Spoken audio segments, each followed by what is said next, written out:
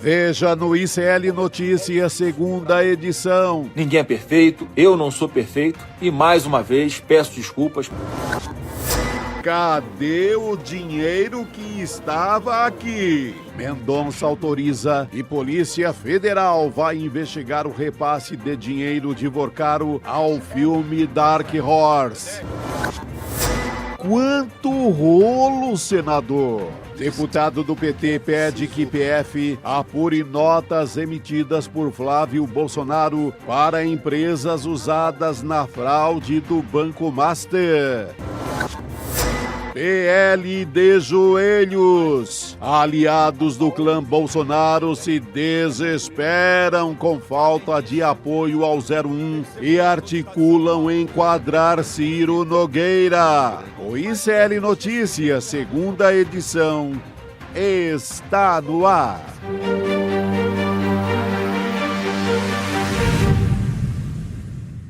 Olá, boa tarde. Seja muito bem-vindo, seja muito bem-vinda. O ICL Notícias, segunda edição, já começou. Estamos ao vivo em todos os nossos canais.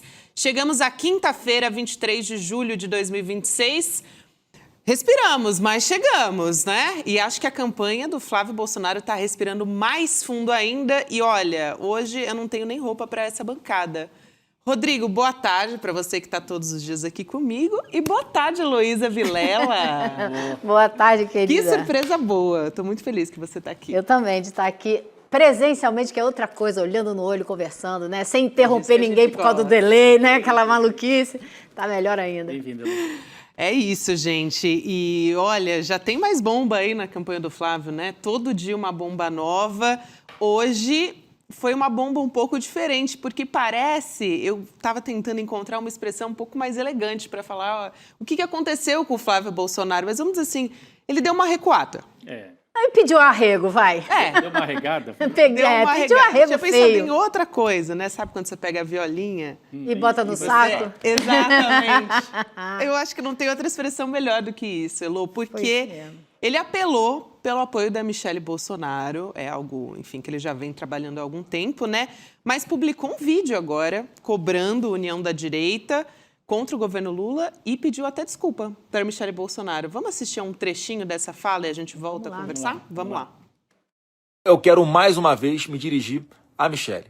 Todos nós reconhecemos o grande trabalho que ela fez no PL Mulher, percorreu o Brasil inteiro por uma causa, valorizando e inspirando milhares de mulheres a ingressarem na vida pública e também o seu trabalho para ajudar as pessoas com doenças raras e os surdos.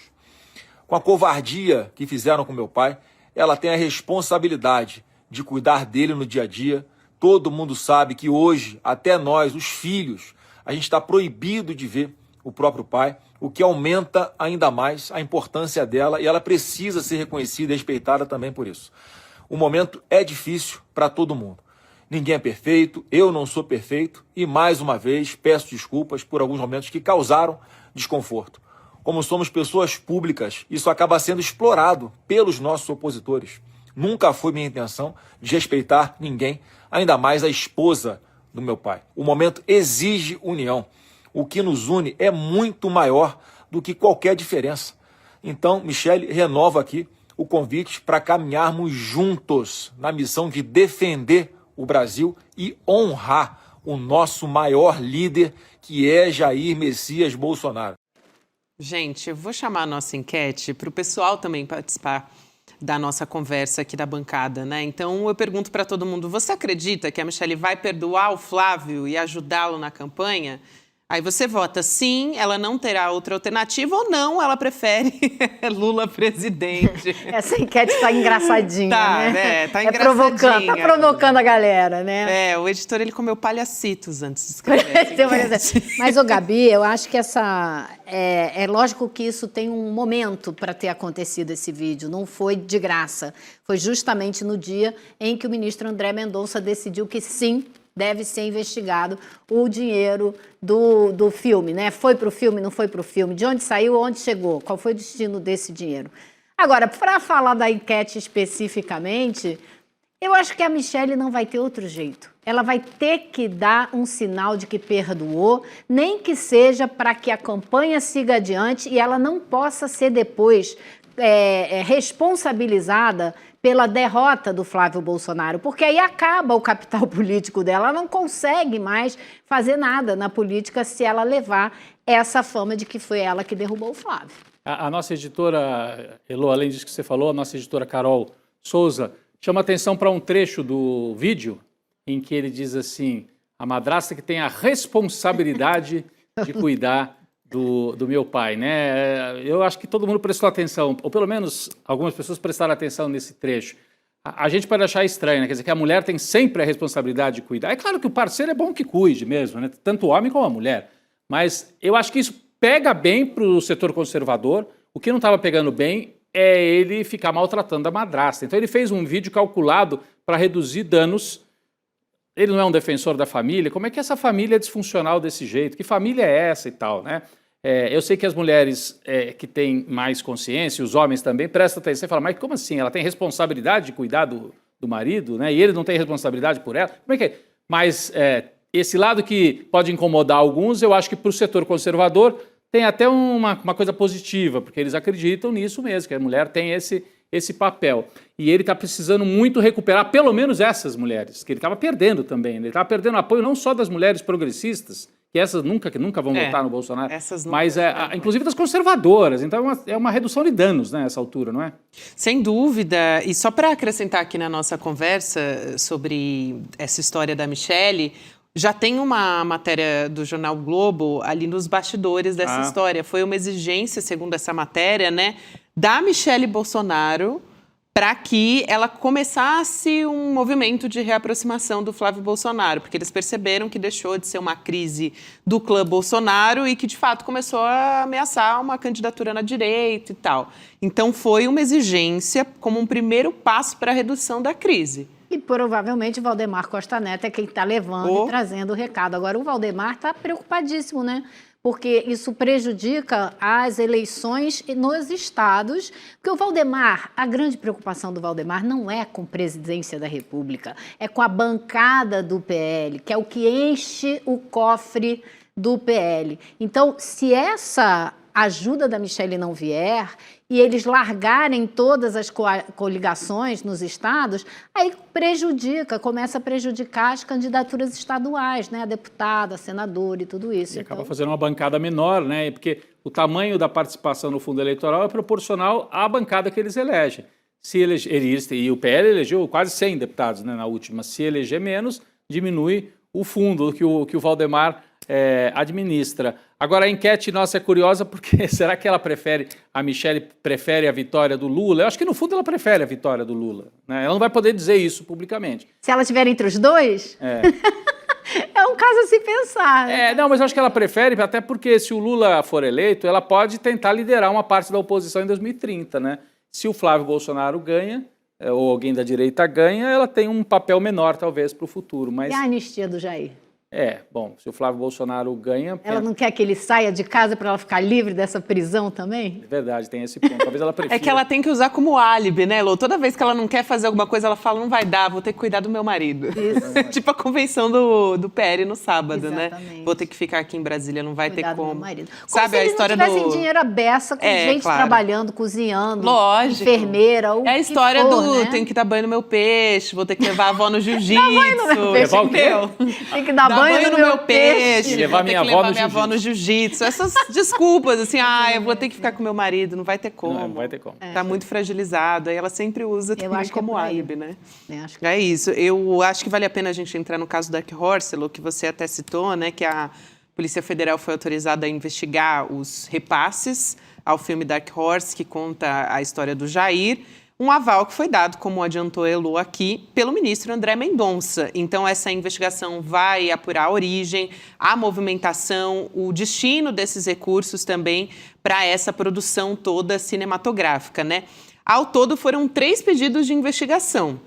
Um apresentado pela Polícia Federal, outro pelo deputado federal Lindbergh Farias, que, aliás, estará com a gente aqui hoje conversando no N2, e um terceiro que foi protocolado por um advogado de maneira independente, né, por meio de notícia-crime. Então, esse filme, só para a gente recapitular, apesar de falarmos muito aqui no dia a dia, ele foi alvo, né, passou a ser alvo de apuração depois que as mensagens entre o Flávio Bolsonaro e o Daniel Vorcari, o dono do Master, vieram à tona por meio do Intercept Brasil, né, reportagem do Intercept. E nessas conversas o Flávio estava ali pedindo dinheiro, supostamente, para financiar a produção do filme. Ele pediu 134 milhões de reais, né, o prometido, planejado foi esse, mas a confirmação é de que o Vorcari teria repassado 61 milhões de reais para o Flávio, e um valor que é muitíssimo superior à produção de qualquer grande filme, filmes que estiveram ali concorrendo ao Oscar, né, Lu? Então, enfim, é algo gravíssimo que precisa mesmo ser investigado, a gente estava aguardando. Então, agora a gente tem um inquérito, foi aberto um inquérito. Eu queria usar, estava doida para falar essa palavra. Tem agora um inquérito para investigar para onde foi o dinheiro que o Daniel Vorcari aparentemente deu para o Eduardo, para o Flávio fazerem esse tal desse filme.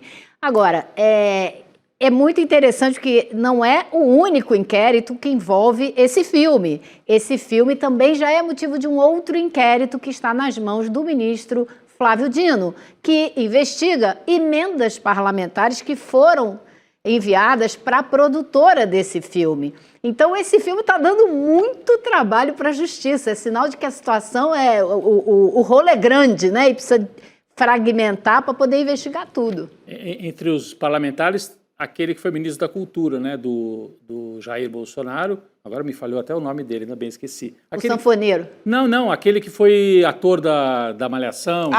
O Márcio... Mário Frias. Mário Frias, exatamente. O Mário Frias foi um dos que teria destinado emenda parlamentar para o filme. E outros, né? Outras pessoas também teriam destinado para o filme ou para a produtora, para a empresa ligada ao filme, né? Que é aquela empresa com sede aqui em São Paulo, até que nunca produziu filme nenhum e, de repente, está lidando com um orçamento de 61 milhões de reais. Até mais, né? O valor era maior, mas o que caiu aqui foi 61 milhões de reais. Então tem realmente muita coisa para investigar. O pessoal tem até aquele quadrinho com a comparação, a gente tem mostrado algumas vezes, né, Vamos Gabi? mostrar de novo? Vamos Aí, colocar ó. aqui na tela. Ó. Que são superproduções, né? O Agente Secreto, 28 milhões, produções nacionais, a gente está falando, no caso do Agente Secreto, e Ainda Estou Aqui também, do Walter Salles, 45 milhões, né, para produzir o Ainda Estou Aqui, e no caso do filme do Jair Bolsonaro, 61 milhões. Quer dizer... Fora um outro mistério, né, Gabi? O sujeito patrocina o filme e pede para não colocar o nome dele, ficou bravo. Impressionante, Tem aquelas mensagens em que ele fica bravo porque teve um site ligado ao pessoal lá, Léo Dias e outro, que falou sobre o filme. Investidor misterioso, né? Ele mandou tirar. O cara investe milhões, eu nunca vi isso, e pede para tirar o nome dele. Não, eu não quero que saia meu nome aí de como... É muito suspeito. É rolo, é lógico que é rolo. É rolo, porque imagina se o Itaú, se o Bradesco patrocina um filme, o Itaú, né, mais que costuma fazer, não vai querer. É claro que quer o nome lá, quer que apareça em tudo que é tela, etc e tal, né? E qualquer empresa quer. E é uma superprodução hollywoodiana. Então por que você não gostaria de ter o seu nome associado, ainda mais botando dinheiro? É porque você fez isso não pelo patrocínio, não para expor a marca, mas para trocar algum outro favor que o inquérito precisa mostrar, né? Alguém está mandando dinheiro para alguém para fazer alguma coisa que não é um filme, muito provavelmente.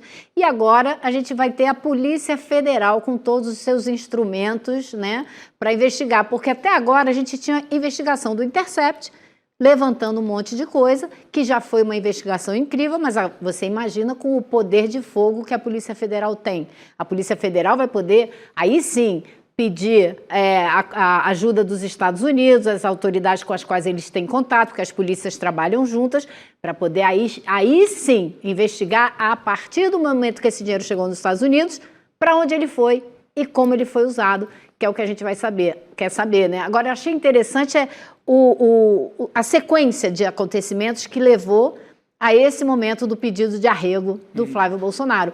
Porque você teve, primeiro, aquela notícia das notas que ele passou para uma empresa ligada à teia do Banco Master. Depois você teve a notícia do André Mendonça, de todos os ministros, do André Mendonça pegar o material da Polícia Federal e falar, sim, aqui tem subsídio suficiente para a instauração de um inquérito para pedir que a investigação vá mais fundo.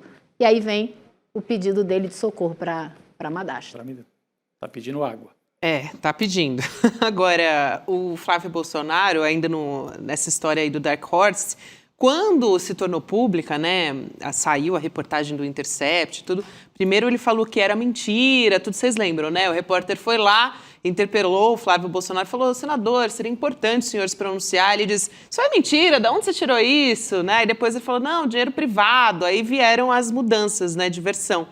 E aí, nesse meio tempo, ele falou: não, eu vou divulgar, vou mostrar os documentos. Gente, olha, já se passaram 65 dias desde o fim do prazo que foi estabelecido pelo próprio Flávio Bolsonaro, né, para mostrar os documentos de arrecadação, né, a aplicação dos recursos do projeto, planilha. Até o Intercept já mostrou planilha, né, fazendo ali. Na planilha dava para ver direitinho da reportagem. Estava prometido e o que estava repassado efetivamente. Exatamente. O Flávio Bolsonaro fez esse compromisso no dia 19 de maio, compromisso que ele fez com os eleitores dele também, inclusive, né? E ele disse: olha, a produtora responsável vai apresentar os relatórios em até 30 dias. Até agora... Já foram os 30 e mais 35. Isso. E ele não mostrou. Acho que está procurando na gaveta lá ainda. Talvez a Polícia Federal possa encontrar em alguma gaveta. Fundo falso essa gaveta tem fundo falso. Mas assim, ele prometeu explicar e mostrar esse balanço, essas contas, e prometeu o contrato. Cadê o contrato do filme? Porque uma empresa manda milhões para a produção de um filme e não tem um contrato, é a coisa mais simples, né? O contrato está aqui, ó. É um contrato de patrocínio. Porque ele disse isso, né, Elô? Que era patrocínio, era uma relação privada, um contrato entre duas partes privadas. Primeiro que não é bem isso, porque o Master só existe pelo fato de que teve muita sacanagem, para usar a palavra certa, com o setor público, né? Sugou dinheiro do setor público. Sugou dinheiro do BRB em Brasília e do Fundo de Previdência do Rio, são os mais famosos, mas tem outros casos por aí. Então, é dinheiro privado graças à ajuda de entes públicos que ajudaram o Master a existir. Em segundo lugar, cadê o contrato? Então ele precisa mostrar esse contrato. Já passaram 65 dias e ele não mostrou nada, Gabi. Agora, você destacou aí que ele primeiro ele nega, depois ele diz mais ou menos e depois ele admite. E é sempre assim. Foi exatamente a mesma coisa que ele fez com aquela foto incrível que a Juliana Dalpiva trouxe a público do Flávio com o sicário. Primeiro ele disse que era IA. Não, isso daí é IA. Aí veio nosso querido Valdemar da Costa Neto dizer: não, eu já conheci essa foto há mais de um mês. É, boa. Então, assim, é um modo de funcionar, é uma maneira de viver dele, né? Mas quando o próprio aliado, Elô, mostra né, quem é o Flávio Bolsonaro, aí fica difícil para ele. Porque no momento que sai, né, essa reportagem, esse furo da Juliana Dalpiva, também na matéria tem os detalhes ali, não sei quantas plataformas especializadas em leitura de inteligência artificial foram usadas para checagem. Outros órgãos de imprensa também fizeram essa mesma checagem e chegaram à conclusão de que é uma fotografia real. E aí, pior do que isso, né? Porque, assim, para a base bolsonarista, não importa, eles vão continuar dizendo: não, a inteligência artificial sim. Agora, uma frase, né, do amigo, né, do chefe do presidente do partido, exatamente, virar e falar: não, eu já tinha conhecimento dessa foto. Então, a situação é muito delicada, porque você veja, desde que ele brigou com a Michelle, que veio à tona o telefonema, que veio essa foto, né, ele já perdeu votos entre os evangélicos, muito. O volume de votos que ele já perdeu dos evangélicos para o presidente Lula é muito grande. O quanto ele já perdeu ainda mais do voto das mulheres também. Então, isso tudo está se somando e está tornando a candidatura dele cada dia mais complicada. Então, não é à toa que ele foi lá, botou uma máscara de cara de pau inacreditável hoje, e fez esse vídeo pedindo: Michelle, por favor, vem me socorrer, porque está dando ruim essa campanha. Agora, será que a Michelle vai à convenção? Porque sábado, tudo isso está acontecendo às vésperas da convenção do Partido Liberal, para oficializar o Flávio candidato, que vai acontecer em São Paulo, aqui, né? Em São Paulo, aliás, o nome do lugar é curioso, né? Mercado Pago chama o lugar. Mercado Pago Hall, dentro do estádio do Pacaembu. É um setor ali. Foi privatizado o Pacaembu, o estádio histórico e tal. Parece piada pronta. Parece piada pronta. Mas, assim, há algumas perguntas. A Michelle vai a essa convenção? É uma pergunta. Parece que não. Até agora parece que não ia. O Partido Republicanos vai mandar o seu presidente, Marcos Pereira, para a convenção? Parece que não. União Brasil? Parece que não. O PL vai lançar essa candidatura sozinho. É um partido grande, com uma bancada grande, mas eles esperavam apoio, né, Elô, do Centrão. E ele vai chegando na semana decisiva da convenção sem apoios. E talvez por isso ele tenha visto, bom, se não tiver apoio daí também, nem da madrasta, nem que é do PL, aí a coisa fica muito feia para a largada da candidatura. E né? sem candidato a vice, né? Isso também. Ele continua sem candidato a vice porque o PP e o União Brasil já disseram que vão ficar neutros. Existe toda uma conversa de bastidor de que ele vai pedir, pelo amor de Deus, para o Ciro Nogueira, vai apelar para o Ciro Nogueira, que é presidente do PP, em nome da fidelidade que ele sempre teve com Jair Bolsonaro, para ver se ele volta atrás e decide apoiar a candidatura do Flávio. Mas isso está cada dia mais difícil. Primeiro, porque o Flávio largou a mão dele quando ele foi vítima de uma busca e apreensão da Polícia Federal por causa do Master. Então, o Ciro Nogueira está para lá de encrencado com a história do Master. O Flávio falou para ele, o Ciro tem que se explicar, ele deve satisfações à população. Largou a mão dele geral. Agora o Ciro vai lá, vai voltar e vai pegar a mão do Flávio na hora que a campanha do Flávio está dando água. Se a campanha do Flávio tivesse lá no topo, tivesse pelo menos 5 pontos à frente da campanha do presidente Lula, aí não duvido nada, porque o Centrão é o Centrão. O Centrão está com quem está ganhando, está com quem está com o poder, né? Eles ficam com quem está no governo. Como eles estão vendo que o Flávio não vai chegar lá, ou tudo indica que ele provavelmente não chegue lá, eles vão largar o Flávio e não vão voltar atrás dessa neutralidade, me parece, de jeito nenhum. Ô, Gabi, a gente tem um tempinho ainda que eu queria perguntar. Não, porque ontem, Elô, a gente estava aqui com a Manu Borges, direto lá de Brasília, e eu estava perguntando para ela, porque a gente está vendo essas dificuldades do Flávio e, ao mesmo tempo, o Ronaldo Caiado botando as manguinhas de fora. Ontem e anteontem, ele fez ataques diretos aos dois irmãos, ao Flávio e ao Eduardo. Chamou o Eduardo de pateta e botou até uma postagem com o Pateta, com o personagem dizendo que é o pateta da política brasileira. Né? Chamou o Eduardo de pateta e disse que o Flávio foi para aquele encontro com os embaixadores para questionar a urna. Daqui a pouco vamos falar disso, né? Acho que com Lindbergh Farias também, né? Mas ele foi para aquele encontro com os embaixadores e o Caiado diz assim, ele devia ter pedido ajuda para destravar o agronegócio, poder exportar para os Estados Unidos e está querendo atrapalhar a economia brasileira. Então, o Caiado, tem uma operação Caiado, me dá a impressão, não sei que você que está em Brasília, hoje está em São Paulo, mas normalmente está em Brasília, eles têm esperança na direita, no Centrão, de ainda tentar lançar o Caiado e expurgar o Flávio dessa candidatura? Tem alguma chance disso acontecer? Com certeza, o Caiado está firme na campanha. Eu recebo a agenda dele de campanha todo dia. Ele está ativíssimo. E eu vou te falar honestamente, Rodrigo, desde o começo do ano, o meu grande medo sempre foi que o Caiado acabasse se tornando o candidato da direita e não o Flávio. O Flávio é um candidato muito mais fácil de combater. O Caiado que ele tem contra ele são duas coisas. Uma é o histórico violentíssimo que ele tem em Goiás. Mas isso pega bem para a população brasileira, para um setor grande da população brasileira. A outra coisa que ele tem contra ele é o desconhecimento.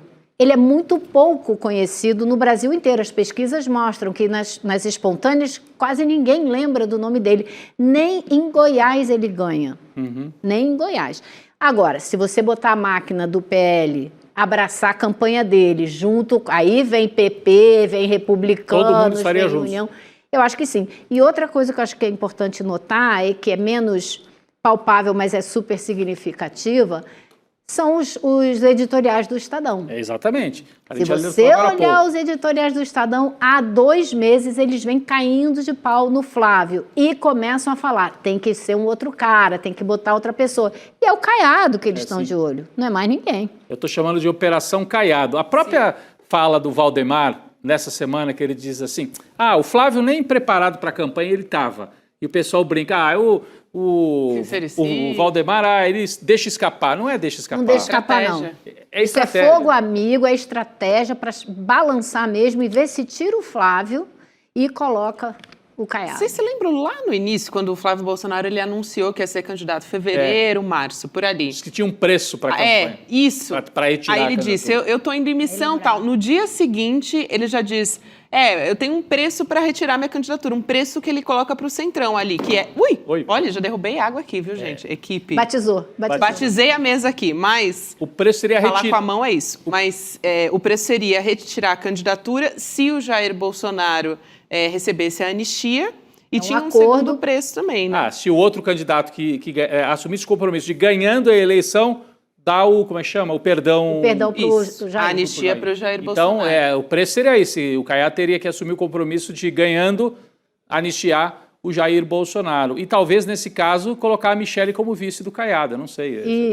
Pode ser. Agora, o Caiado, assim, o Flávio ficando fora do jogo de vez, o Caiado pode botar a Michele ou pode botar outra pessoa. Ele pode escolher uma gama de nomes de mulheres de direita, né, que são conservadoras e que são de partidos do Centrão. Não falta candidato. Aí ele vai arranjar um candidato fácil. Ele vai precisar de alguém do Nordeste, né, uma mulher conservadora do Nordeste, algo assim para ampliar a base dele. Ele precisava de alguém bem conhecido. E eu acho que talvez a Michele fosse a única saída, mas...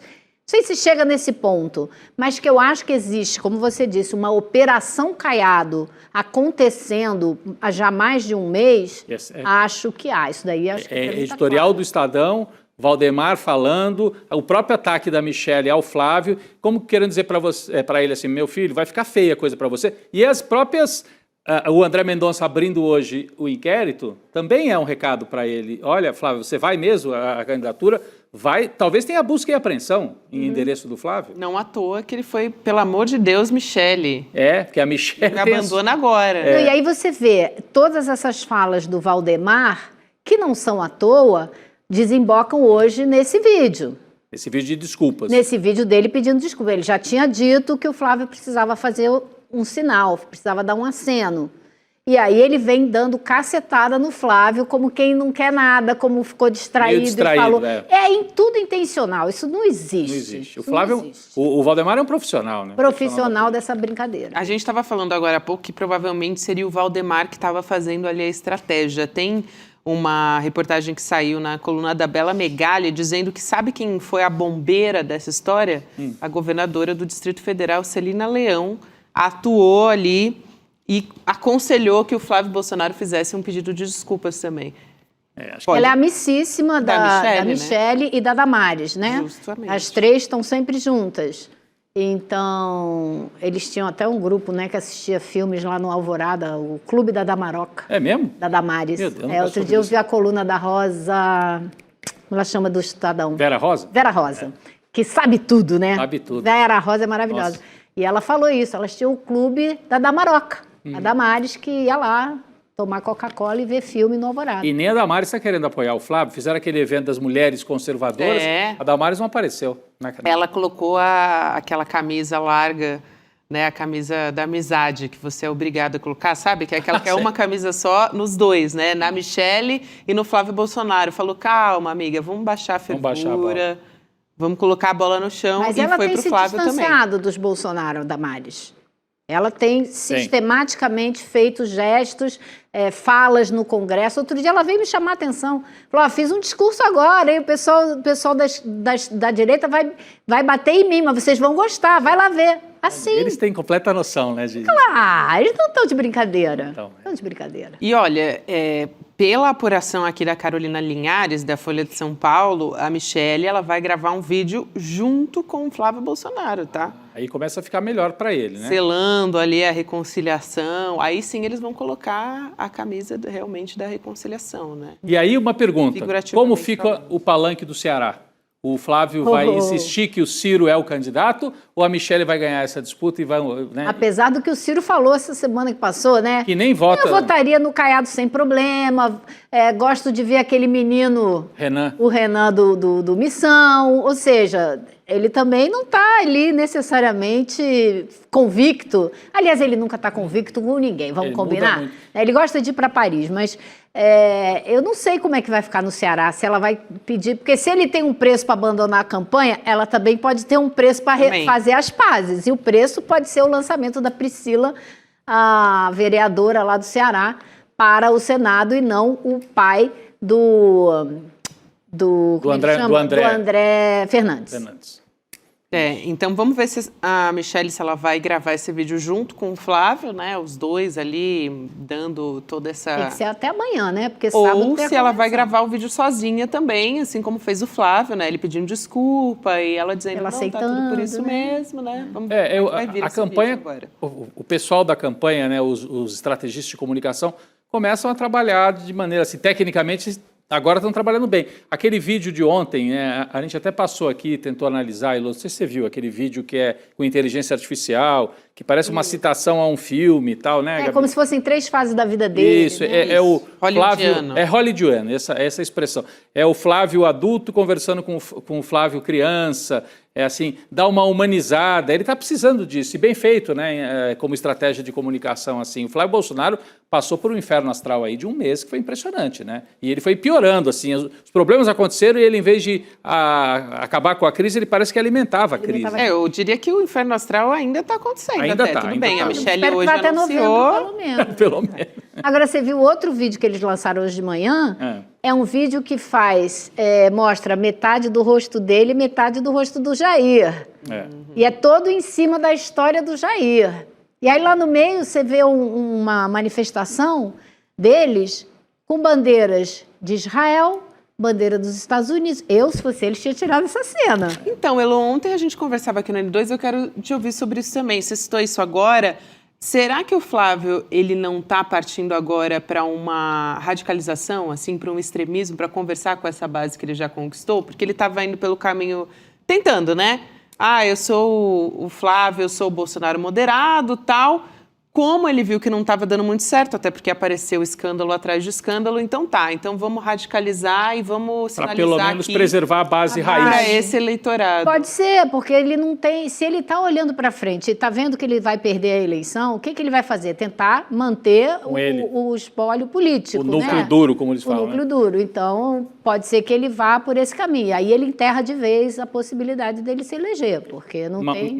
E talvez por isso aquela declaração sobre as urnas, né? Porque é bem a base o núcleo do discurso bolsonarista da última campanha, denunciar as urnas. Aí ele retomar esse tema é muito significativo. E vai a partir dessa declaração dele que eu pergunto isso para Elô, porque teve essa das urnas, aí agora ele vai e coloca uma peça ali que metade dele é o Jair, metade é o Flávio. Antes ele estava dizendo, não, meu pai não tomou vacina, meu pai é mas eu outra tomei. coisa. Eu tomei meu pai vacina. é isso, Bem eu sou notado, Gabi, aquilo. bem notado, é isso mesmo. Será que agora ele está mostrando, não, na verdade... Eu sou mesmo o espólio político do Jair, né? Político e também, enfim... Eu sou herdeiro. Eu sou o herdeiro. Ele não pode perder isso. Ele perder isso, não sobra nada, né? Então, ele estava tentando... eu acho que o raciocínio era, esse núcleo está garantido, agora eu vou tentar ampliar. Ele começou a ver que ele não estava ampliando e estava começando a perder o núcleo original, Isso. inclusive mulheres evangélicas, Sem apoio do conservadoras. Centrão. Então, ele está numa operação de segurar o núcleo original. Voltar a se dar bem com a Michelle é para segurar as mulheres evangélicas conservadoras. Falar de urna é esse bolsonarismo translocado da internet e tudo, né? Então é uma operação talvez nesse sentido. Vamos ver até quando que ele mantém esse discurso, porque custou caro para ele esse ataque às urnas, até o Tarcísio discordou dele Sim, em São Paulo. sim, né? na mesma hora. Agora, vamos ver até onde vai esse apoio da Michelle, né, também, porque pode ser só, tá bom, aceito suas desculpas e agora vai fazer a sua campanha e me deixa em paz. Até porque se ela se misturar demais, Elô, fica ruim para ela se ela quer ser candidata em 2030, né? Então, se misturar na sujeira do Flávio Bolsonaro, eu acho que não é interessante E politicamente. se ela não der um apoio realmente efetivo, essas mulheres não voltam, entendeu? Então, exatamente. tem muita confusão ainda pela frente para eles. Aqui tem saído, assim, hoje o dia no campo, assim, da extrema-direita está muito movimentado, né? O Valdemar também disse que vai insistir para a Michelle voltar para o comando do PL Mulher, depois do pedido de desculpas do Trabalho é Flávio. mais longo, mais profundo do que a gente Esse é o Globo imaginou, aqui. né? É bastante profundo. E na área do Centrão, acabo de receber aqui do nosso editor, o Ricardo Gouveia, que o presidente do Republicanos, por exemplo, o Marcos Pereira, a gente estava falando quem vai à convenção. O Marcos Pereira está dizendo que o PL não tem atendido nossas reivindicações. Então é mais um que está se afastando também. Então União Brasil fora, PP fora E o Republicanos, que é o partido do Tarcísio, ele escolheu fazer a convenção em São Paulo, talvez para ter o Republicanos com ele. Isso. Também disseram, não tá bom. Tarcísio significa que pode isso? estar do lado do Rogério Marinho esse final de semana também. Aí eu acho que realmente pegaria muito mal. Quem? O Tarcísio, se ele estiver ao lado do Ronaldo Caiado. Ronaldo O Caiado. Ronaldo Eu falei Rogério Marinho, né? Porque eu vou falar algo do Rogério Tá, Marinho tá. aqui já. Não, eu ia falar o que significa essa fala do presidente do Republicanos, de que eles não estão atendendo nossos pedidos. Isso é o quê? A gente quer, no estado tal, a gente quer concorrer ao Senado, a gente ser o número 1 do Senado. No outro, a gente quer a vaga de deputado federal. Quer compor distribuindo cargos. E o que a gente está vendo há meses é o bolsonarismo querer ser sangue puro. Eles querem os nomes deles em todos os lugares. Eles não fazem acordo. Eles não dão nada em troca. Eles não sabem fazer política. Por exemplo, Minas Gerais. Em Minas Gerais tem o Cleitinho, que é um homem de direita, mas que às vezes vai um pouco mais para a direita, às vezes faz acenos até para o lado do Lula, em alguns casos, né? Ele é um candidato forte, segundo as pesquisas, só que os bolsonaristas não querem apoiar o Cleitinho, eles querem um nome do PL, do Partido Liberal. É um caso, ele é um dos estados que o Flávio não tem palanque até agora, na véspera de concorrer. É muito grave, porque Minas é um estado decisivo, né? Então, está muito desarrumada a casa e os partidos de direita tradicional, o chamado centrão, mas é o direitão, estão escapulindo desse apoio formal ao Flávio Bolsonaro. E a gente vendo o Partido dos Trabalhadores acertando o passo, né? Assim, a Frente Ampla acertando o passo em São Paulo, acertando o passo em Minas, que você tem aí metade do eleitorado, né? Sim, sim. Então, virou, assim, a sensação que eu tenho é que nas últimas 2 semanas, tudo que a gente vinha observando desde janeiro mudou. Né? Teve uma mudança. E isso está nas pesquisas até, né? E o Lula recuperando popularidade. Hoje ou ontem, mais uma pesquisa mostrando que a aprovação ao governo, não é nem o Lula na eleição, a aprovação ao governo não é que esteja estrondosa, mas ela se recuperou, né? Estava negativa e agora vai passando para o positivo. E essa curva vai subindo na hora certa, né? Pertinho da eleição, né? E à medida que também as notícias continuam saindo, ontem a gente trouxe aquela apuração também do Metrópolis, né? Do Flávio emitindo 1,5 milhão em notas, né? Para empresas que foram usadas em esquema do Daniel Vorcaro, né? Isso. 2 notas que foram canceladas de 500 mil e uma que não foi cancelada, né? Uhum. Então, tudo isso também vai colocando lenha na fogueira, né? Vamos dizer assim. Essa história até do Master, só para não deixar de trazer aqui, eu cometi um ato falho faz uns 2 minutos, porque eu ia trazer uma informação do Rogério Marinho, né? Que é o coordenador de campanha do Flávio. Porque ele disse que é ótimo, ele acha que é ótima a abertura de investigação, claro, né? Sobre os repasses ao filme Dark Horse. E que ele disse que vai ficar mais claro que não houve ilícito. Então, está querendo transmitir aquela sensação de que, não, aqui na campanha não vai gerar nenhum desgaste, é melhor que se coloque tudo às claras, né, com o inquérito e a investigação, Elu. Quem acreditou? Ninguém, não, eu acho que é perigoso.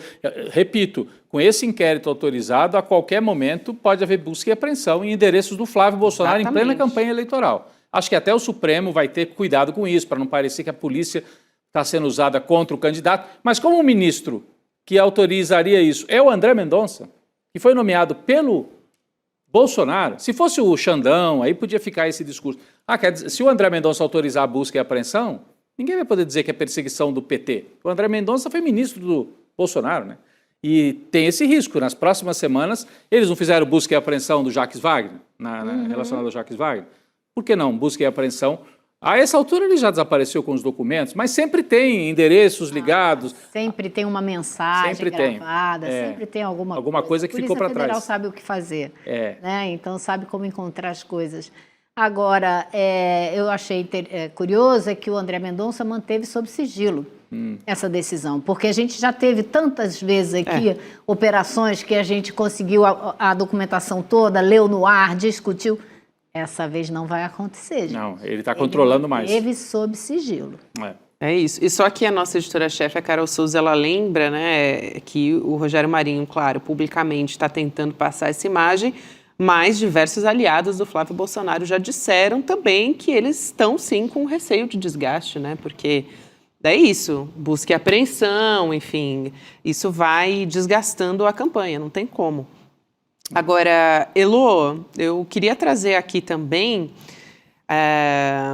um pouquinho de spoiler sobre Flávio Bolsonaro, a verdadeira história sobre o filho 01. Estou falando do documentário original do ICL. Não é por acaso que a Elô Vilela está sentada aqui nessa bancada, né? Esse spoiler eu posso dar, né? Pode, esse então tá. pode. Eu vim para cá porque a gente vai ter hoje o lançamento do documentário aqui no ICL, às 8 horas da noite. Então a gente vai ver o documentário, vai bater um papo.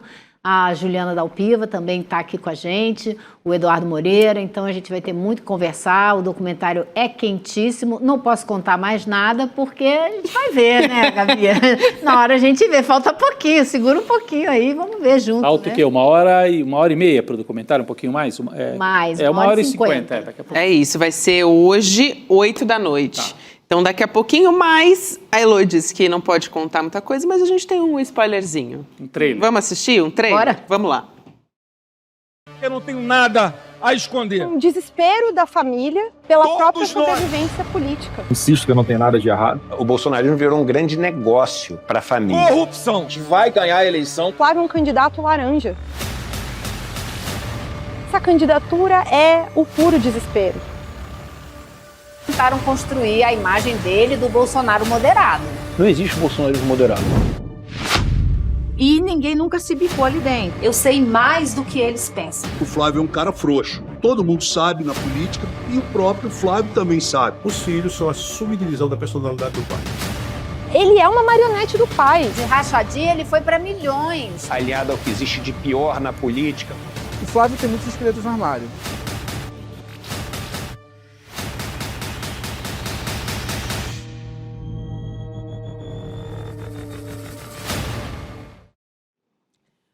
Muito bem, então tá bom o spoilerzinho, né? Para todo mundo ter uma ideia do que vem por aí. Já deu para ver, assim, que tem uns bastidores de aliados, né? De os aliados. Ex-aliados, né? Alexandre Frota, quem mais? Aí tem mais alguns. Joyce Hasselman. Hasselman. E tem o Julian, não é aquele deputado também do Nordeste? Julian Lemos, é esse? Tá também? Eu acho que Julian Lemos estava hoje de manhã no ICL, então né? talvez eu esteja N1. confundindo. Será que ele não veio aqui já para trazer um spoiler também? Ele deu uma entrevista para o Guga, falando de toda essa situação da candidatura. E eu gostei, assim, a Elô destaca nesse trailer, né? Ele foi de rachadinha para milhões, né? Ele sobe o patamar das ações dele, né? Porque a gente chamava de rachadinha, aquele esquema quase provinciano ali, né? No Rio de Janeiro. Se bem que envolvia também relações com milícia e tudo. Aí ele sobe para milhões e compra até uma mansão em Brasília. E já de 6 milhões. De 6 milhões, né? Já o Igor Melo diz assim ali na chamada, o repórter Igor Melo, ele tem muitos esqueletos no armário. Nós estamos vendo agora os esqueletos pulando para fora. Estão começando a sair, né? Estão começando a sair. E é o que a gente diz. Ele, quando era lavar dinheiro na Copenhague, com K, né? Era 1.000 aqui, 1.000 ali. Agora são notas de 500 mil cada uma, 61 milhões que ele pede para o Vorcaro. Quer dizer, o patamar da ação, do volume de dinheiro com o qual eles lidam mudou completamente, né? Essa coisa da Copenhagen é curiosa, porque ele tinha a loja de chocolate Copenhagen, com K, né, que é aquela marca. E curioso você viu que a Copenhagen é o nome da empresa isso, também das isso que me chamou a atenção. Uma das, com C. Com C, uma das empresas para as quais ele manda notas de 500 mil reais agora é a Copenhagen, que fica em São Caetano do Sul, uma sede modesta, mas movimenta bastante dinheiro. Então, é a especialidade do Flávio Bolsonaro. Algumas. É uma das especialidades, né, Rodrigo? Tem também, essa é uma das especialidades. A outra também é empregar certas pessoas no gabinete dele, né? Ou parentes de miliciano. Né? Isso é comum. Ex-mulher, mãe, né, de miliciano, condecorar miliciano também quando está preso. Né? Então, tudo isso é especialidade da casa ali do Clã Bolsonaro. A gente está aqui aguardando para ver se o nosso convidado vai entrar com a gente, se ele vai conseguir entrar para conversar conosco, porque ele solicitou para a PF, né, a apuração da origem dos recursos, aquela história do Banco Master, né? Mais uma vez que a gente traz aqui, né? E ontem também veio aquela descoberta de que o Flávio Bolsonaro emitiu notas, né, em valores milionários para empresas ligadas à fraude também. Elô, ontem a gente falou muito sobre isso aqui E justamente era nisso que o Rodrigo estava batendo Uma aqui delas a é a tecla, Copenhagen. né? Que é Copenhagen com K, a outra é Copenhagen com C, né? O nome ali curioso. O que tem em comum entre elas é o contador. É o mesmo O contador. Rogério Que é o Lourenço mesmo- Novo. Exatamente. As duas empresas para que ele mandou nota. A Copenhague, que foram 2 notas de 500 mil, que ele Foram depois canceladas. cancelou. E a Contábil Correia, que é a outra empresa, que aí ele passou a nota de 500 mil e diz que fez o serviço. Só que ele não diz que serviço, né? Por que ele foi contratado. O próprio Rogério Novo não sabe, não se lembra, diz que ele tem 200 clientes, que não se lembra nem para que cliente foi que ele atendeu. Então é muito curioso que o próprio Flávio, ele tem essa empresa de advocacia, mas é desconhecido. Ele não é um criou... super advogado, né? Não, nem de longe. Ele criou essa empresa já com mandato de senador. A empresa foi criada em 2021 em Brasília. Então, assim, é por onde ele administra esse vasto manancial de imóveis milionários, entendeu? É essa empresa que é usada para fazer compra de imóvel e tudo. Então, é bastante duvidoso, né? Ele também não diz que serviço que prestou. Volta naquela história do filme. É um trabalho privado? É um trabalho privado. Então não tem o que explicar, entendeu? Não, porque chama atenção, né? Quem conhece escritório de contabilidade, como o nome diz, faz serviço de contabilidade. A não ser que seja uma mega empresa de consultoria atendendo uma multinacional, e daí faz um pacote de contabilidade e jurídico junto. Agora, escritório de contabilidade do tamanho desse, que eu vi a foto ali do prédio, geralmente tem dezenas de clientes e ele ganha daquele pinguinho. Cada um paga um pouco por mês e tal. Agora, o escritório de contabilidade oferecer junto um serviço jurídico, porque essa que é a explicação. O escritório de contabilidade tem 200 empresas lá que ele atende fazendo as contas. Aí ele oferece para aqueles clientes, olha, eu tenho um advogado aqui que vai dar uma consultoria para vocês. Peraí, eu tenho um advogado aqui que é filho do presidente da República. Que é um senador. Que é um senador e que vai dar... Não cola, gente. Não existe isso. Não. Se uma empresa tem problema jurídico, ela vai procurar um escritório de advocacia e não um escritório de contabilidade. Não faz sentido. O que eu acho mais bizarro disso é que depois ele diz, não, as notas foram canceladas porque a empresa não prestou serviço. 1 milhão? Isso também é estranho demais. E o curioso é o seguinte, meio se você puser na linha do tempo, né, essa primeira nota que foi paga foi no dia 7 de abril. De que ano mesmo? De 2025. Ano passado. As outras duas foram no dia 2 dias depois, dia 9 de abril. Mas o que aconteceu no Brasil de importante em março e abril? Em março foi anunciada a possível compra do BRB, do Master pelo BRB. Em março. É como se... entendi. Em abril, todo mundo já sabia que havia um problema seríssimo com o tal do Vorcaro, do tal do Banco Master. Não era mais segredo para ninguém. Talvez para a opinião pública em geral, mas para Brasília inteira, mercado financeiro inteiro, os políticos, o sistema jurídico, todo mundo já sabia que tinha um tremendo rolo, eu ia falar outra coisa, um tremendo rolo ali naquela história, né? E justamente nessa hora, ele faz essas notas para essas duas empresas que têm o mesmo endereço e que têm o mesmo sócio único, que já é uma coisa totalmente esquisita. E esse sujeito, qual é o nome do contador mesmo? Rogério Lourenço Novo. Rogério Lourenço Novo, que é sócio, por sua vez, faz parte da Ambipar, que é uma empresa ligada também ao Vorcaro. Ele é do Conselho Fiscal da Ambipar. Conselho, não é sócio. Ele é do Conselho Fiscal da Ambipar, que é investigada nessa teia financeira. Porque, gente, pense bem, vocês já ouviram aí 3 nomes diferentes de empresas na nossa conversa aqui. Isso é típico de movimentos de lavagem de dinheiro. Você vai jogando o dinheiro de uma empresa para outra, para despistar as investigações, para você não deixar na cara quem é que está dando dinheiro para quem. E é isso que a gente está vendo aqui nessa história. Ontem a gente tinha até um quadro. Você ia chamar um convidado? Ia chamar. Então não. Opa, vamos lá. Não, mas vamos fechar. Eu ia falar algo aqui que ia incumpridar muito. Vai lá para o convidado, vamos embora. Elô, eu não quero, mas eu vou... Me despedir. Você me dispensou na cara dura, você vê? De jeito nenhum, não fui eu que te dispensei. Tchau, gente. Foi um prazer estar aqui. Eu amo te receber aqui. Ao vivo e a cores com você. Obrigado, Elô. Até a próxima. Obrigada, Elô. Um beijão. E já estamos com a nossa equipe a postos aqui também. Juliana Dalpiva, pode entrar já, Troca viu? de Pode, qualidade. fica à vontade aqui, a casa é sua, bem-vinda. Bem-vinda, Então Olá. era isso, a gente já estava ali, entendeu? Sabe quando o jogador está na beira do campo, assim, tava em pra aquecimento. substituição, né? Para fazer a substituição? Cheguei aqui, aquele momento segundo tempo, você tem que entrar para ajudar a resolver o jogo. É isso mesmo. Vem resolver o jogo aqui, Juliana. Olha, Me conta tudo que eu preciso resolver. a Elô Vilela já deu o spoiler que você vai estar aqui com a gente hoje de noite, né? O nosso documentário que vai acontecer às 8 horas. Mas a gente tem muito a discutir aqui a respeito de Flávio Bolsonaro, né? Que não está fácil a vida da campanha. Tem uma ação do PT no TSE contra o Flávio, né? Depois dessa reunião dele com os embaixadores. E que, enfim, ele está imitando basicamente o pai, o Jair Bolsonaro, e isso levou, você vai se lembrar, à inelegibilidade do Jair Bolsonaro. Mas é lógico que essa ação toda vai gerar resistência também. E o PT avalia que, claro, o Flávio repetiu a conduta que tornou o Jair inelegível. Ontem a gente falou sobre isso aqui também.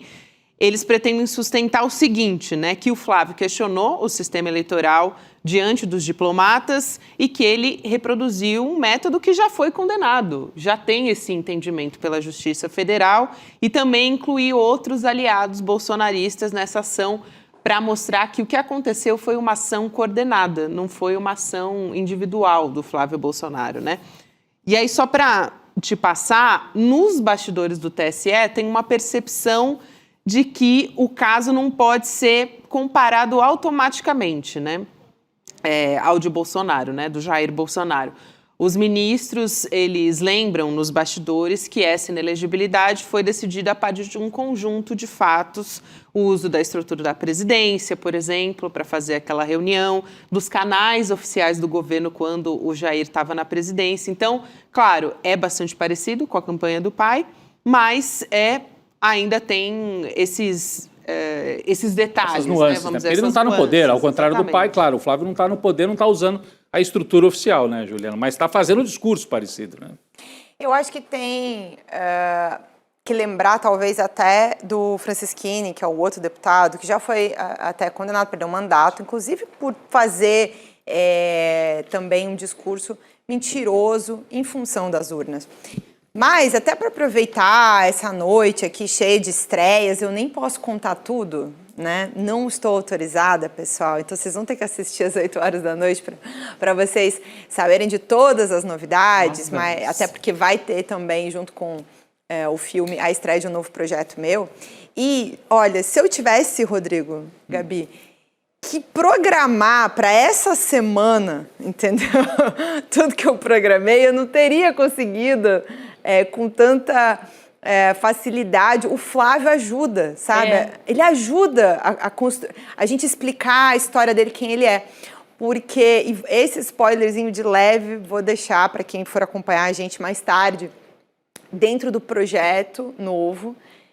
Você sabe que eu descobri a história do Flávio Bolsonaro, de certa maneira, com esse discurso. Essa história do Flávio com as urnas eletrônicas, dizer que as urnas vêm dessa empresa venezuelana, essa lorota que ele conta, não é de hoje, não é de agora. E a impressão que eu tenho, Rodrigo, é que é uma maneira de tentar acionar a base, é um recall. A gente entendeu? Ele quer, na verdade, ao fazer esse discurso e para os apoiadores mais radicais, manter a base sólida. Porque o que acontece? Essa semana, a gente até falou sobre isso no N1, na terça-feira. É um momento delicado para ele, porque parte dos inimigos internos estão, assim, atuando de maneira muito ativa. Então, para além dos adversários declarados, o Flávio enfrenta um momento de fogo amigo, assim, que é uma fogueira, né? Estão botando gasolina em cima, se puder, porque tem gente que quer, de fato, também tentar derrubar a própria candidatura antes mesmo dela ser registrada. Não é à toa que ele ainda está sem partido, que o PP diz que vai ficar neutro, que ele não consegue que o Republicanos libere a candidata que ele queria para ser a vice dele. Existe uma vontade ali de derrubar, né, a candidatura do Flávio. Então, ele precisa fazer um discurso para manter a base. que é para ele não perder o que ele já arrecadou em termos de intenção de voto. Ele precisa continuar defendendo que ele é o sangue Bolsonaro, o nome Bolsonaro, a pessoa que de fato vai representar os interesses do pai. Então, eu acho que é isso. Não é igual, porque eu tinha o uso do Estado, mas ele é senador da República. Ele, de algum jeito, ele também está fazendo uso do lugar, do mandato, da estrutura que ele tem como senador para fazer esse discurso mentiroso. Não, a Gabi lembrava aqui mais cedo, a gente estava tentando justamente, Juliana, entender esse movimento como parte de uma resistência do Flávio, porque tem uma operação de transformar o Caiado no candidato da... Isso está muito claro, né? Transformar o Caiado no candidato da direita, inclusive editorial do Estadão, várias declarações do próprio Valdemar dando umas cutucadas no Flávio e tal. E a Gabi lembrava, ele lançou um vídeo agora com o rosto do pai dividindo com o rosto dele. Então, ele faz o discurso das urnas que ninguém tem dúvida. A hora que ouviu isso, acionar até no emocional a base, né? Olha, pessoal, eu quero lembrar que eu sou mesmo Bolsonaro, hein? Até falar mal da urna eu falo, né? E não é brincadeira, é muito sério isso, porque teve uma tentativa de golpe de Estado. Então, pode levar ele até para um julgamento, mas... Opa!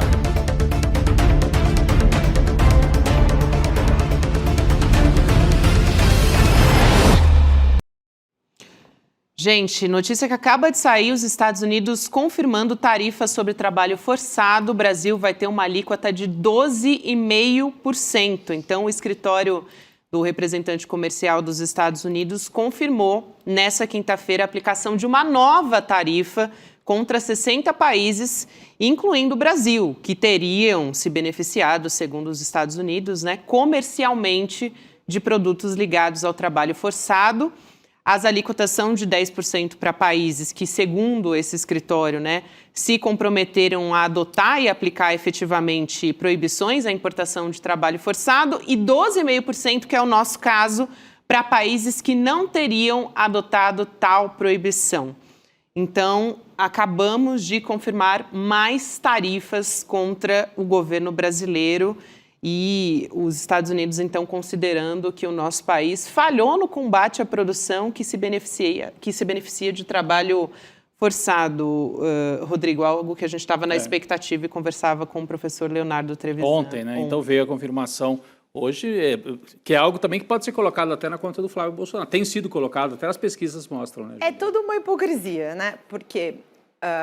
infelizmente, essa chaga, né, do trabalho forçado, que é um crime gravíssimo e que no Brasil, infelizmente, acontece, mas em toda a América Latina, aliás, por todo mundo, que era um país... Nos Estados Unidos também. É aí que eu queria chegar com a hipocrisia, que é achar... Aí tal, esse tanto de computador, as peças, tudo que eles se beneficiam do mundo inteiro, que eles vão comprar baratinho no mundo inteiro, para vender nos Estados Unidos, não tem trabalho forçado, é só no Brasil, né? É só no Brasil. Então, essa é a hipocrisia do governo americano que resolveu, vamos me preocupar aqui agora com trabalho escravo, trabalho forçado, né? Como se efetivamente se preocupasse. Agora, por outro lado, é isso. O Flávio Bolsonaro foi lá fazer a mise-en-scène dele perante o governo americano, entregar ao Brasil a chave, assim, mostrar, se eu virar presidente, a chave é sua, faz o que você quiser, manda a equipe que você quiser. Inclusive isso, vamos discutir as tarifas depois que eu for eleito, né? Essa é a promessa também. Então, a gente tem que entender o tanto que isso vai ser compreensível pela população brasileira. Tendo a achar, até porque já é evento anual, né? Já vem desde o ano passado, impor tarifa ao Brasil em função dos bolsonaristas. Então, como é que ele vai se livrar disso nesse momento? Mas não tem nem como não olhar para isso e não achar, sabe, que há uma intenção, né, de anunciar nesse momento, inclusive com uma expectativa ali de talvez durante a campanha, né, no momento em que a campanha estiver mais aguda, mais próximo do dia do primeiro turno mesmo, que aí eles venham com alguma benesse no sentido de se o Flávio ganhar vai ser mais fácil a gente negociar, porque lá na frente é isso que eles vão querer fazer. E na Argentina fizeram isso na eleição parlamentar do ano passado, né? O Milei estava para perder a eleição parlamentar e o Trump na última hora deu um empréstimo, que a Argentina estava quase insolvente, e deu o empréstimo e falou, é importante que vocês votem no Milei para que o empréstimo e para que os Estados Unidos sigam ajudando a economia argentina. Então, uma tentativa de interferência por asfixia econômica também. A economia brasileira não está na mesma situação da Argentina, não tem a fragilidade da Argentina, ainda assim vai ter um apelo, mas eu tendo a achar que vai mais atrapalhar o Flávio, é mais um elemento para atrapalhar a campanha dele do que para ajudar, mesmo levando em conta que na véspera da eleição isso pode ter um outro peso, né? Hoje a gente olha e dá a impressão que é mais um fator para atrapalhar. E olha, é uma semana realmente especial para sair esse documentário, né? Além da gente estar na véspera, né, Gabi, da convenção em que o Flávio vai ser oficializado. Partido. Exatamente. A Cris Serra está chegando aqui para conversar com a gente. Eu adorei, né, que hoje a bancada está muito feminina aqui, isso. Viu, Cris? Boa noite para você. Não estou ouvindo a Cris ainda. Oi. Agora sim. Agora sim, te ouvimos, Cris. Não, essa bancada está o máximo. Amei. Tá um luxo. Todo mundo. Também amei, Cris. Aproveitando a sua presença aqui, acabou de sair essa notícia desse novo tarifaço do Trump e a gente está aqui, né, na mesa. Eu quero levar para você também essa pergunta, Cris. Se esse entendimento das pessoas vai ser de que está ligado também ao Flávio Bolsonaro, né? Porque ele foi para os Estados Unidos, fez todo esse movimento e, enfim... o entendimento das últimas pesquisas, né, que se tem notícia, é de que as pessoas estão ligando esse resultado mais ao Flávio do que ao governo Lula. Gabi, eu acho que tem duas coisas importantes aqui que eu queria mencionar. Acho que sim, eu acho que essa percepção do eleitorado, ou de boa parte do eleitorado brasileiro, já existe, já está, eu diria, quase que consolidada, de que todas essas medidas punitivas do governo Trump ao Brasil estão associadas, são decorrência da ação da família Bolsonaro, via Eduardo Bolsonaro e via o próprio Flávio Bolsonaro, né, um que vive nos Estados Unidos e o outro que foi em várias ocasiões aos Estados Unidos pedir medidas punitivas ao Brasil, né? O Eduardo lá atrás, em função do julgamento do pai dele pelo STF, e Flávio Bolsonaro deu continuidade a isso. Então, acho que isso está muito claro. Se não está suficientemente claro, eu tenho certeza que a campanha do presidente Lula saberá muito bem explorar esse aspecto na campanha eleitoral. Acho que haverá, então, um período durante a campanha, né, de consolidação, de sedimentação dessa percepção. Esse é um aspecto.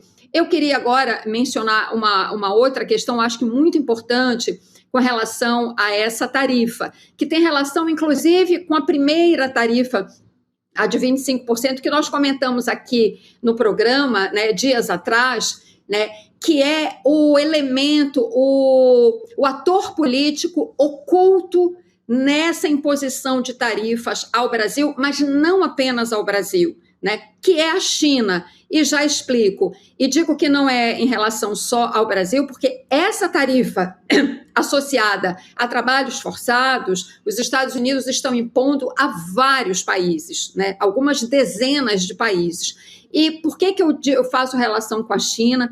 Porque a questão dos trabalhos forçados é o seguinte, os países estão sendo tarifados em 12,5%, né? São aqueles países que não têm legislações que proíbam a importação de mercadorias provenientes de países onde há trabalho forçado. Leia-se China. Então, os Estados Unidos tentam, com essas tarifas como punição, atingir, na verdade, a China.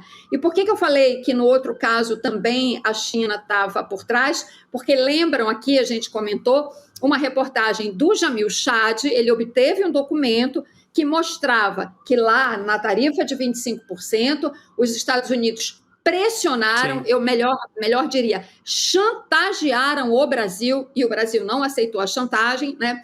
Que eles, Estados Unidos, não aplicariam essas tarifas se o Brasil não fizesse negócios com a China em torno das nossas terras raras. Então, eu estou chamando a atenção para esse aspecto, porque a gente precisa entender essa política tarifária do governo Trump dentro de um jogo político, um jogo geopolítico mundial, que tem como alvo claro da parte dos Estados Unidos aquilo que os Estados Unidos chamam de ameaça existencial aos Estados Unidos, que é a China e sua ascensão clara para todo mundo que quer ver o que está acontecendo do outro lado do mundo. É isso, Cris. A gente vai continuar no assunto Flávio aqui, Cris, Rodrigo e Ju também.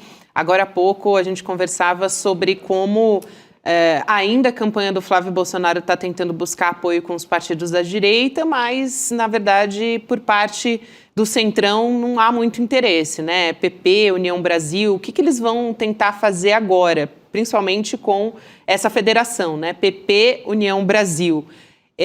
Eles que já resolveram se manter neutros. Tem uma apuração, especificamente lá na Globo News, do repórter Pedro Figueiredo, de que o PL deve apelar para lealdade incondicional. Foi isso que ele ouviu ali, que o Ciro Nogueira já declarou anteriormente, né? O Ciro Nogueira, que é presidente do PP, ao Jair Bolsonaro no passado. Então, sensibilizar, não sei bem se é essa palavra, tá? Mas eu vou usar aqui para manter o nível. Então, eles vão tentar sensibilizar o Ciro Nogueira sobre a prisão do Bolsonaro, né? Que seria injusto, tal, e que isso poderia ser revertido com a eleição do Flávio Bolsonaro. Eu já ouvi a Ju Dalpiva também falando sobre como os bastidores nesse momento têm tido muito fogo amigo, né, Ju? E o Ciro Nogueira está muito magoado com o Flávio em relação a como ele tratou o caso do Master já no passado. Então, não sei se essa sensibilização vai acontecer muito, não. O bolsonarismo é dado a abandonar os aliados. A coisa ficou difícil, não te conheço, não vi, atravessa a rua. Nunca nem vi. Não, imagina, você, não sei quem é. Então, é muito comum isso. Qualquer um que atrapalhar o plano ou saiu do discurso um pouco, já é largado para trás. Então, assim, ele foi tentar fazer isso com o Ciro no episódio dos 300 mil que apareceram aí do Ciro, e aí ele só esqueceu que, né, a confusão ia chegar até ele por algum lado, em algum momento, achou que ia passar. Essa talvez seja a maior falha da campanha do Flávio, do próprio Flávio, que é não ter nem preparado a sua própria campanha para os seus esqueletos no armário. E aí, agora ele quer de novo a lealdade. Eu acho, pelo que eu conheço, né, há um pragmatismo muito grande na política. A Cris até conhece mais que eu, mais tempo do que eu. Eles se alinham quando precisam. O Ciro sabe que ele está a um passo, assim, de ver... Eu não vou dizer cadeia, porque tem um caminho muito longo até. Essas coisas no judiciário, às vezes, demoram tanto tempo que a gente não vê a punição concreta. Mas para a denúncia, para a conclusão da investigação do que diz respeito para o Ciro, não falta muita coisa. Então, o Ciro sabe que ele está num momento muito difícil. Então, deve estar preocupado com o próprio umbigo e não está olhando para essa candidatura do Flávio, que sequer era um desejo. O desejo era o Tarcísio. O Flávio atrapalhou os planos do PP e do PL ao se colocar candidato. Então, eu, sinceramente, acho difícil, mas há um pragmatismo muito grande. Até estava hoje, né, a história do vídeo da Michelle, que também me parecia muito improvável, que ela fosse fazer algum tipo de reconciliação pública. Talvez eles tenham entendido que a coisa escalou a um ponto e tem que entender se vai ter retorno, ou se eles vão realmente cair já antes de 5 de agosto, ou se eles vão até o final da campanha. Então, assim, eu acho muito difícil deles conseguirem reverter essa situação junto ao Ciro em tão poucos dias. Mas também no bolsonarismo já aprendi que não dá para... Nunca é assim 100% antes das coisas acontecerem, tudo é possível. Não, eu estava lendo, assim, cobrar lealdade incondicional e Ciro Nogueira na mesma frase, é difícil. Eu acho um pouco complicado, né? Porque... você não é da turma do irmãozão? Do irmãozão, pois Irmão da vida? Eu acho que assim, não, lealdade incondicional ao Vorcaro talvez ele tenha, porque afinal foram a tantas festas juntos, né? Viajaram para a Suíça, tiraram foto lá perto das montanhas, Suíça ou França, agora eu nem lembro. Mas lá na França, né?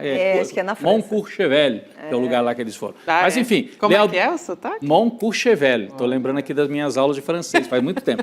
Mas, ó, lealdade incondicional ao Vorcaro, talvez o Ciro pudesse ter. Agora, lealdade incondicional ao Jair Bolsonaro, tá brincando, né? Ou ao Flávio, muito menos, né? Então, nessa altura, eu concordo. O Ciro está cuidando do problema dele. né, de estar perigando de tomar uma condenação em breve. Então, não vai ter lealdade. O Ciro e essa turma do Centrão que está mais enrolada com o caso Master está cuidando de tentar escapulir, né? Não ir para a cadeia. Acho que tudo bem, está distante, tudo, mas de não ter complicações maiores com a justiça, se a gente quiser ser mais exato aqui, Gabi.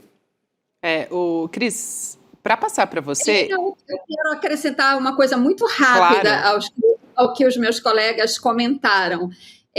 A lealdade na política é fundamental, né? Ela é muito importante. A política, ela é muito feita de lealdades. Mas lealdade política é uma coisa que não existe no dicionário do Centrão, não existe no dicionário de Ciro Nogueira. O Centrão faz política com base em outros métodos, digamos assim, né? A gente sabe que o Centrão faz política com a faca no pescoço, com chantagem, é esse tipo de coisa.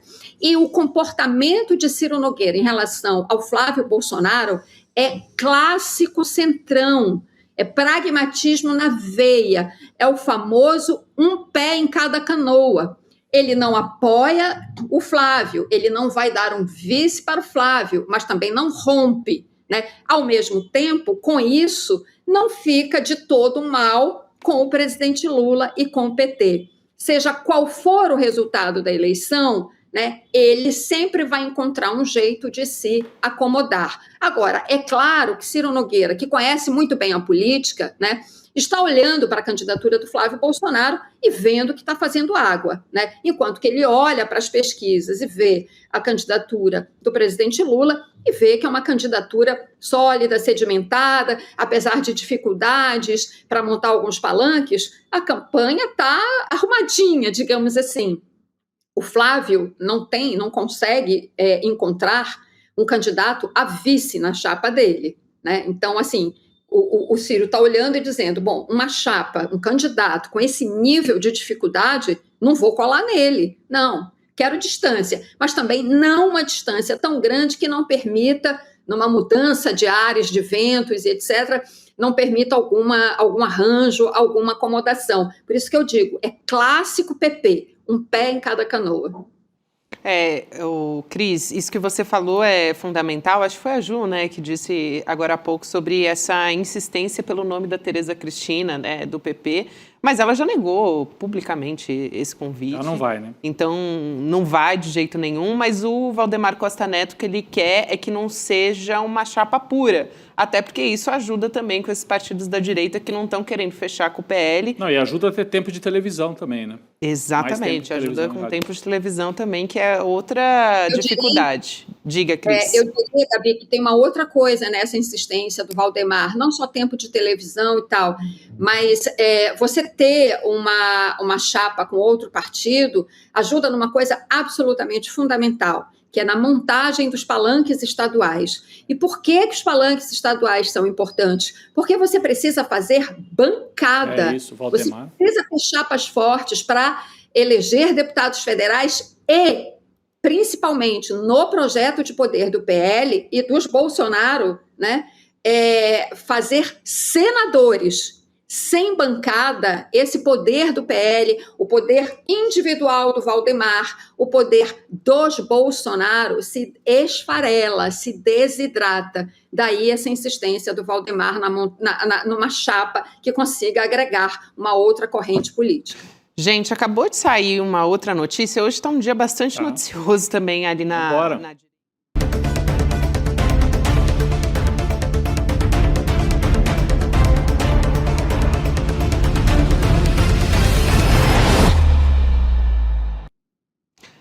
O ex-deputado federal Eduardo Bolsonaro voltou a levantar suspeitas sobre a integridade do sistema eleitoral brasileiro. Gente, depois do Flávio Bolsonaro, agora é o irmão que aparece citando, né, informação falsa sobre urnas eletrônicas. O Flávio Bolsonaro teve essa reunião com embaixadores lá em Brasília e o Eduardo ele fez uma transmissão ao vivo, sabe com quem, Juliana Dalpiva? Sim. Com o consultor político argentino Fernando Serimedo, um personagem que você conhece muito bem, que participou também da campanha do Javier Milei, que é um ativo da extrema-direita mundial, né? Escapou por pouco de ser julgado, né? Exato, escapou por um detalhe. Até assim, acho que houve um conservadorismo do ponto de vista da Polícia Federal e da PGR na hora da lista de quem ia ser denunciado. Era quem temos mais provas. Embora ele tenha aparecido assim, de maneira muito clara dentro do plano golpista, porque além, como você falou, do Milei, o que ele fez e como é que ele se tornou famoso no Brasil? Se tornou famoso no Brasil ao fazer uma live logo depois da derrota do Bolsonaro na eleição de 2022 para espalhar uma outra história maluca, porque cada hora é uma, né? Uma hora é a empresa venezuelana, a outra hora é o tal do código-fonte com não sei o quê, com não sei mais o quê. Cada hora é uma novela apresentada com mais mentiras, com um enredo que não para em pé. Então, assim, faz parte desse trabalho. O Serimedo tem feito isso em vários países da América Latina, não é nem só na Argentina e no Brasil. Teve atuação também na Colômbia, na eleição da Colômbia que terminou agora há pouco, e está se espalhando, está atuando com uma empresa por vários países da América Latina. Então, não tem... Dentro dessa, tendo a achar que eles captaram isso olhando rede social, olhando algum tipo de pesquisa, e estão ali insuflando a base mais radical para esses dias difíceis. Então, na semana passada, quando a gente noticiou a foto do Flávio com o sicário, já deu para notar um pouco isso, assim, digo até pelos ataques que eu sofri, que andavam mais em baixa, vamos dizer assim. E em poucas horas ficaram super agressivos e num volume muito alto. Então, eles precisam acionar a base para poder manter essa porcentagem aí, esses 30 e poucos no primeiro turno, para 40 e poucos no segundo turno que estão aparecendo, eles estão com medo disso que você falou, de ter uma derrocada ali em direção à campanha do Caiado, que é uma hipótese, né? Há uma outra dentro do fogo amigo que tem dos últimos dias, que é tentar lançar um outro nome, né? A questão é como achar um consenso, porque não vai ser um nome Bolsonaro que a Michelle eles nunca vão deixar. Os filhos nunca vão deixar, duvido até o próprio Bolsonaro, que nos bastidores chama a mulher de incontrolável, né? Como se uma mulher, a sua companheira de vida precisasse ser chamada de controlável, né, Cris? Você precisa ter uma companheira que seja controlável, né? Não uma companheira, uma parceira que divide a vida, uma família e tal, não, você precisa controlar a sua mulher. Então a Michelle, na descrição deles, é incontrolável. Duvido muito.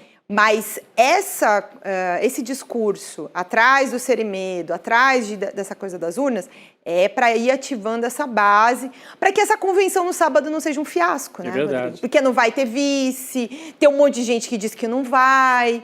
Então, ele precisa de volume de gente. E aí eu não vou, assim, ao mesmo tempo em que a gente olha para essas fragilidades da campanha do Flávio recentes, eu também acho importante dizer para quem está acompanhando a gente aqui, a gente não pode subestimar. É verdade, né? De jeito nenhum. Há um apoio grande, ele é filho do Bolsonaro, ele aciona isso o tempo inteiro. Então, assim, eu fui num evento último que teve lá no Rio, e assim, até acho que tinha militância paga, porque tinha aquela coisa de ônibus e tudo mais. Mas, de fato, era um evento muito cheio, e um evento com muitos radicais, que me pareceram pessoas... Tinham vários grupos muito radicais ali, aquela coisa de imitando Alexandre de Moraes e aí aquela coisa agressiva mesmo, Sim. Você via um pouco. E um frenesi, né? Então, assim, ele tem uma base que nenhum outro candidato agora, nesse momento, vai conseguir reunir. Agora, eles precisam manter essas pessoas unidas em torno de um discurso. E aí, qual é o discurso? São as mentiras, ou sobre as urnas, ou sobre a violência, ou essa mentirada também sobre colocar essas mentiras nessa ideia que ele levou para os Estados Unidos para botar o PCC e o Comando Vermelho como organizações terroristas, como se isso fosse de fato combater o crime, não vai, né? Sim. Falando nisso, eu tenho uma notícia também aqui, mais uma, que saiu agora, que é uma nota da Secretaria de Comunicação Social aqui do nosso governo brasileiro. Está aqui na nota que o Brasil anunciou que vai usar a lei da reciprocidade. Opa! Então, agora diz o seguinte, o trecho aqui, tá? Tendo em vista o caráter completamente arbitrário e injustificado das tarifas anunciadas contra o Brasil, essas que a gente anunciou agora, tá? De 12,5%, porque os Estados Unidos confirmaram uma tarifa sobre trabalho forçado. Mas seguindo aqui a nota, eles dizem, né, o governo brasileiro, o Itamaraty, iniciaremos imediatamente os trâmites para acionar os instrumentos previstos na lei da reciprocidade aprovada por unanimidade pelo Congresso e levaremos o tema a um mecanismo de solução de controvérsia da Organização Mundial do Comércio, que era algo que era esperado, enfim, a partir do anúncio do tarifaço do Trump. Agora, confirmado, o governo brasileiro tentou primeiro o caminho da negociação, agora partiu realmente para a medida que foi posta, né, Cris? Gabi, lembra, a gente também falou sobre isso na semana passada, e está se confirmando agora, porque num primeiro momento, assim que o governo norte-americano anunciou as tarifas de 25%, a primeira reação do governo foi dizer, vamos acionar a lei de reciprocidade. Depois falou, não, vamos estudar e não vamos sair da mesa de negociação, etc, etc. Por quê? Porque eles sabiam que viria essa tarifa de 12,5%. Então, para que acionar mecanismos da lei de reciprocidade antes de saber o tamanho do estrago e do prejuízo? Agora que já sabe, aí sim, eles vão estudar. Agora, importante a gente assinalar isso, dentro da Organização Mundial do Comércio, ou seja, reforçando os mecanismos de tentativa, pelo menos, de solução de controvérsia, né, dentro do multilateralismo, coisa que os Estados Unidos, obviamente, não fazem. E não quero deixar passar, Gabi, muito rapidamente, porque eu acho que é um assunto absolutamente assim, chave para a gente entender os movimentos, né, da extrema-direita na próxima, né, nessa eleição que a gente já está enfrentando aí, faltam menos de 3 meses. Esse discurso do Eduardo Bolsonaro, que você trouxe há pouco, contra as urnas, né, ele é chave no discurso do campo bolsonarista e tem sido persistente a recuperação desse tema, né, recuperando inclusive o que o Jair Bolsonaro fez na eleição passada. Da mesma forma que o Trump está fazendo isso nos Estados Unidos para a eleição de meio de mandato, em que ele, pelo menos segundo as pesquisas apontam, tem grandes chances de sair derrotado. Então, essa é uma operação casada. Sim. Não tenhamos ilusões quanto a isso. O mesmo discurso lá de botar em dúvida, levantar suspeitas contra as eleições nos Estados Unidos está sendo adotado, reforçado e usado aqui no Brasil estrategicamente também na campanha de Flávio Bolsonaro, com método, não é uma coisa aleatória e não é à toa que o irmão dele faz agora mais esse pronunciamento. E fecha o circuito, só para completar o que a Juliana e a Cris já falaram muito bem, né? A Juliana destacando mais essa ideia de que é uma tentativa de reunificar a base com um discurso que fala direto com o setor mais raiz do bolsonarismo, e a Cris fazendo a ligação com os Estados Unidos e com um discurso que também está sendo adotado pelo Trump, né? Um discurso que unifica a extrema-direita nas Américas. Não é à toa que tem o Serimedo aí no meio, né? E o Serimedo unifica, põe o Milei também na jogada. Então, é a extrema-direita trumpista, a extrema-direita na Argentina, com esse Serimedo, que é um sujeito que já atuou na campanha passada contestando as urnas, está aí na tela. Ó. Esse é o Serimedo que escapou de ser levado ao julgamento, deveria ter sido julgado, viu, pela tentativa de golpe, e volta ao cenário do crime. Está voltando ao cenário do crime, o Serimedo fez hoje uma live ao lado do Eduardo Bolsonaro para questionar as urnas. Então é uma espécie de unificação da extrema-direita. Trump, Bolsonaro e Milei nas Américas de norte a sul, questionando urna, levantando dúvida e atacando a democracia, que é o que eles sabem fazer. Gente, a gente está preparando aqui uma notícia para trazer, a qualquer momento vamos colocar o vídeo aqui na tela. A Michelle Bolsonaro já divulgou o vídeo também, tá? Um vídeo resposta ao Flávio acolhendo Bolsonaro as desculpas também. Do Flávio.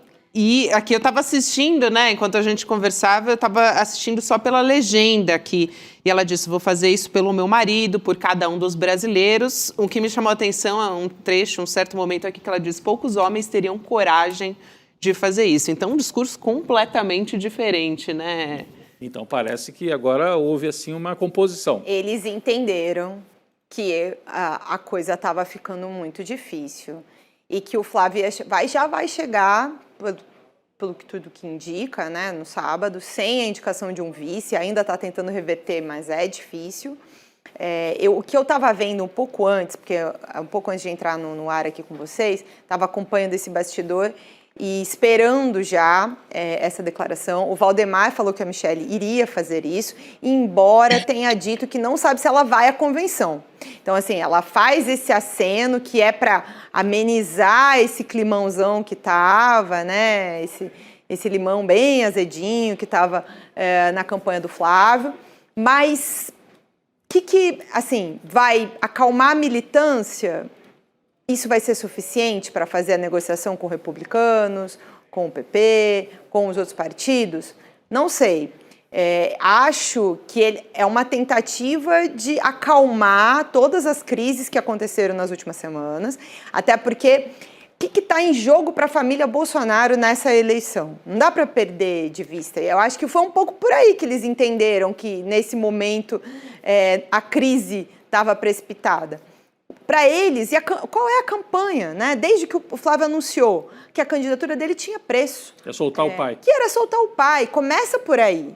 Né? Começa por...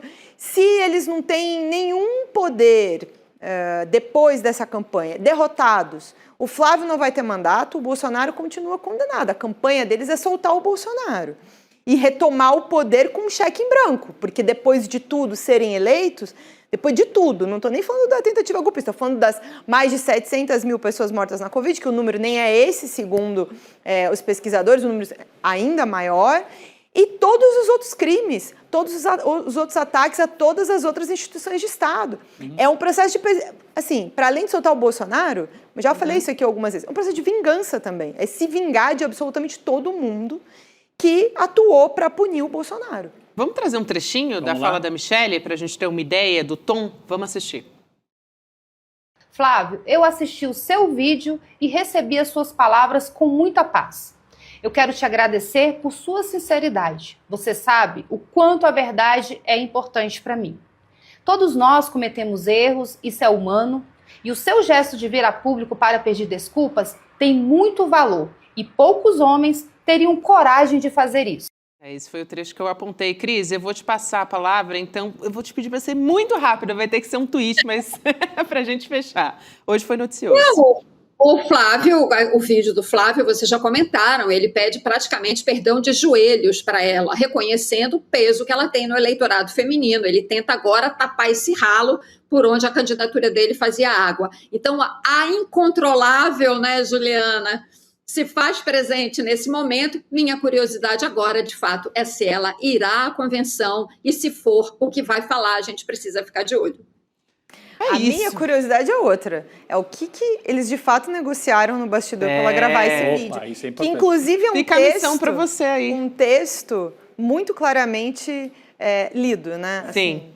É uma cena. Cris Serra, obrigada, minha querida. Um grande beijo, até a próxima. Obrigado, Cris.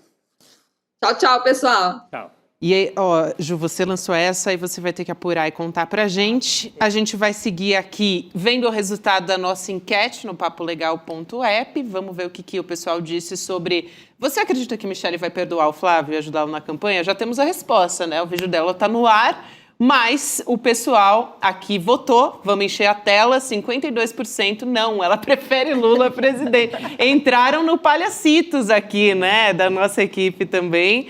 Teve alguém aqui no chat que comentou que eu também comi palhacitos hoje, Rodrigo. Eu já fiz uma lambança na mesa. 48% né? Acertaram. É isso aí. Então, agradecer a todos que nos acompanharam aqui, porque 8 horas da noite a gente vai ter o nosso documentário original sobre o Flávio Bolsonaro lançado. E agradecer também a Maria Adelaide, Maria de Fátima, Alice Moreira, Deise Azevedo, Luciana Sabino e todos que comentaram, que nos ajudaram a fazer esse programa, e ajudar o Piva, que veio aqui presencialmente.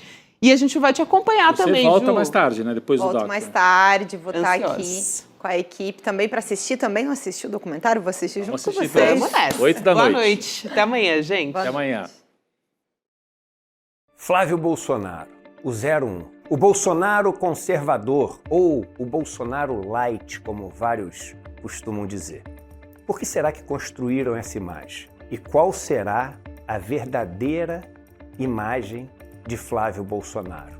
Aquela que é escondida, trancada num baú a 7 chaves, mas que agora, com uma investigação inédita do ICL, vai ser revelada. Não pelo ICL, mas na voz de várias pessoas que estiveram no centro do poder bolsonarista e que até hoje permaneceram em silêncio, mas agora decidiram falar.